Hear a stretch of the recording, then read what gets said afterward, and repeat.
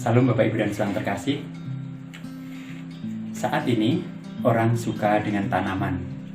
Salah satu hal yang positif dari pandemi ini adalah banyak orang yang mulai menggemari berbagai tanaman. Agar tanaman yang digemari itu bisa tumbuh dengan baik, maka tentu itu membutuhkan perawatan. Ada pupuk, ada tanah, disiram setiap hari, bahkan diperhatikan setiap hari. Pertumbuhan senantiasa membutuhkan upaya. Lalu bagaimana kita sebagai orang beriman agar kita juga terus tumbuh setiap hari? Bukan hanya tanaman yang kita tanam, tetapi diri kita juga tumbuh setiap hari. Mari kita belajar dari firman Tuhan. Kita berdoa. Bapa Surgawi, kami mengucap syukur dan berterima kasih untuk hidup yang Tuhan anugerahkan. Biarlah hidup yang Tuhan anugerahkan bukan hanya hidup, tetapi hidup yang berkemenangan, hidup yang bertumbuh, dan hidup yang berubah. Maka mampukanlah kami untuk terus hidup dalam kebenaran firman-Mu, sehingga hidup kami sungguh akan menjadi hidup yang bertumbuh, berbuah dalam iman kami pada Tuhan kami Yesus Kristus. Dalam namanya kami berdoa. Amin. Tua itu pasti, bijaksana itu pilihan.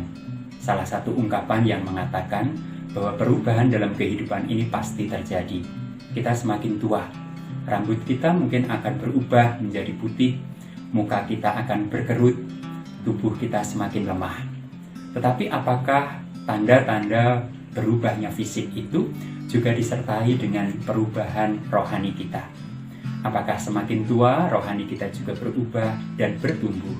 Apakah ketika anak-anak kita besar, mereka juga bertumbuh secara iman maupun rohaninya, baik di hadapan Tuhan maupun di hadapan sesama? Kisah Samuel memberikan contoh kepada kita bagaimanakah seharusnya orang bertumbuh dalam kehidupannya. 1 Samuel pasal 2 ayat yang ke-26 mengatakan, tetapi Samuel yang muda itu semakin besar dan semakin disukai, baik di hadapan Tuhan maupun di hadapan manusia.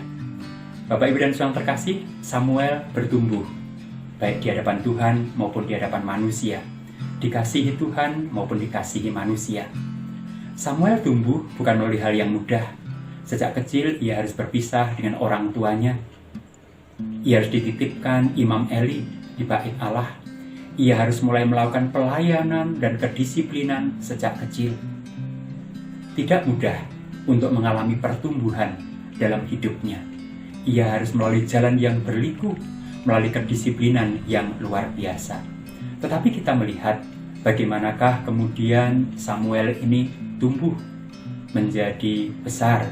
Bukan hanya besar secara tubuhnya saja, tetapi semakin disukai baik di hadapan Tuhan maupun di hadapan manusia. Artinya hidup Samuel berkenan di hadapan Tuhan. Bapak, Ibu, dan Saudara terkasih, saat ini kita menghadapi berbagai hal yang tidak menyenangkan dalam kehidupan kita. Pandemi COVID-19 menghadirkan dampak yang luar biasa untuk semua segi kehidupan kita. Keterbatasan, kekhawatiran, ketakutan, kejenuhan, bahkan mungkin hal-hal yang tidak kita sukai. Belum lagi berbagai macam bencana hadir, menyapa, menerjang, bahkan juga menghadirkan ketakutan karena merenggut orang-orang yang kita kasihi, menghilangkan harta benda. Semua itu Bapak Ibu dan Saudara terkasih, ketika kita jalani sebagai sebuah proses untuk bertumbuh, maka kita akan semakin mengerti kemana seharusnya kita melangkah. Tetapi kalau itu semua hanya kita pandang sebagai bencana saja, maka kita tidak akan bertumbuh dalam iman, tetapi akan semakin takut. Samuel, walaupun harus melalui proses yang tidak mudah, ia bertumbuh.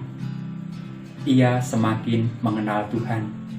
Ia disukai oleh Tuhan maupun orang oleh karena perubahan dan pertumbuhannya. Dalam kehidupan kita sebagai orang percaya, apakah itu juga terjadi? Sebuah lagu dari anak-anak sekolah minggu mengatakan, baca kitab suci, doa tiap hari, doa tiap hari, doa tiap hari. Baca kitab suci, doa tiap hari kalau mau tumbuh Salah satu syarat agar rohani kita tumbuh, agar spiritualitas kita tumbuh, agar kita tumbuh di hadapan Tuhan dan di hadapan manusia, berdoa dan firman Tuhan. Kedisiplinan itu menjaga kita, membuat kita bisa bertumbuh. Kita memiliki akar yang kuat, kita memiliki pertumbuhan yang pasti. Dan tentu kehidupan kita juga akan indah.